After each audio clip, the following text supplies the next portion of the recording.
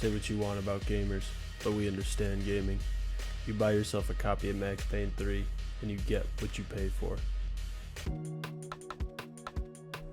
So I just beat Max Payne 3. Max Payne 3 was developed by Rockstar Studios, and it was published by Rockstar Games. Max Payne 3 was originally released in 2012 for the PlayStation 3, Xbox 360, and Windows. It was also ported to OS X a year later.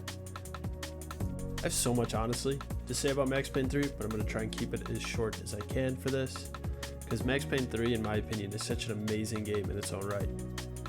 When you buy yourself a copy of Max Payne 3, you buy yourself extremely tight and thoughtful combat encounters that feature effective ballistic armor on enemies, incredibly cinematic moments that occur naturally, and sometimes even are the opening shots of cutscenes, incredibly varied and realistically decorated locations that change throughout combat encounters naturally and not through some scripted sequence, one of the best soundtracks in all of gaming, a well-balanced bullet time mechanic, an immersive HUD design, and flawless writing that really sucks the player into Max's struggles.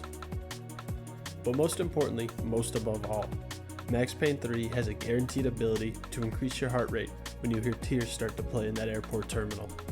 Take a look for yourself. There were UFE all over the airport and civilians were being moved out.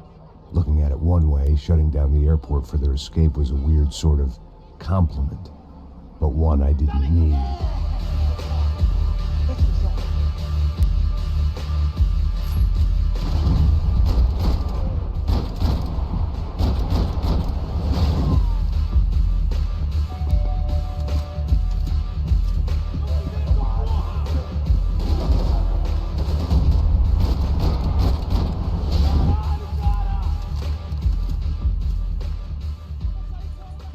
One thing I personally enjoyed so much about my most recent playthrough of Max Payne 3 was how fun and how well communicated the combat was. Combat in this game is actually really simple. It's just shoot everyone and everything until you get a cinematic camera angle to indicate that it's over. This simplistic design is a major change for Max Payne 1 and 2, and it's also facilitated by Max Payne 3's linearity. The game essentially set up some bumpers to ensure there are no gutter balls, and every player encounters each encounter in roughly the same way. For me personally, it made Max Payne 3 a really enjoyable and linear experience that was easy to understand when I had a moment to catch my breath, and didn't have to worry about checking every corner for a shotgun-wielding aimbot-powered bad guy that haunts my nightmares like Michelle haunts Max's. One other thing that really stood out to me on this replay of Max Payne 3 is how almost weirdly, inspirational Max is in Max Payne 3. Because by this point in the game, canon universe, Max has lost his family, his lover, his old friend Bravura, and is retired from the NYPD and is now just a struggling alcoholic who just moved to South America from New York just to prove he's not a bad guy. All throughout the game, Max continues to push through every setback with the same shit-eating grin on his face to ultimately end up realizing he has passed his traumas and can be free again.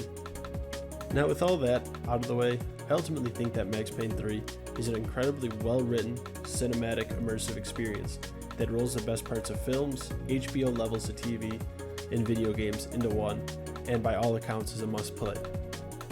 But after replaying all 3 Max Paynes in a row, and the remakes looming not too far off, I'm really hoping for 2 things with it. The first being that Remedy and Sam Lake actually want to remake Max Payne 1 and 2, and then the second part of that is that Rockstar really lets Remedy and Sam Lake drive and is for the most part hands off, just facilitating resources their way. And lastly, for those of you that stuck around, free gamer tech tip for you. Here's my ranking of all 3 Max Payne games on screen now. If you'd like to watch my playthrough of Max Payne 3, the first video from my playlist of my playthrough should be linked somewhere on screen and is also in the description. I had chosen to write this Max Payne 3 piece. I wanted this. Was it redemption? Not really. Just pathetic desperation, and not much else.